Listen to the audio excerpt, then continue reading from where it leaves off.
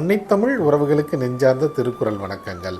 நான் உங்கள் பா. மூவேந்திர பாண்டியன். இன்று நாம் திருக்குறளில் பொருட்பாலில் 103வது அதிகாரமாக உள்ள குடி செயல் வகை என்ற அதிகார தலைப்பின் கீழ் அமையப்பெற்றுள்ள 1030வது திருக்குறளை பற்றி அறியப் போகின்றோம். குடி செயல் வகை என்பதற்கு பிறந்த குடியின் பெருமையை காத்தல் என்ற பொருளில் இந்த அதிகாரத்தின் தலைப்பு அமையப்பெற்றுள்ளது. இப்பொழுது நாம் 1030வது திருக்குறளுக்கு சென்று தெளிவடைவோம். இடுக்கண்கால் கொன்றிட வீழும் அடுத்தூன்றும் நல்லால் இலாத குடி.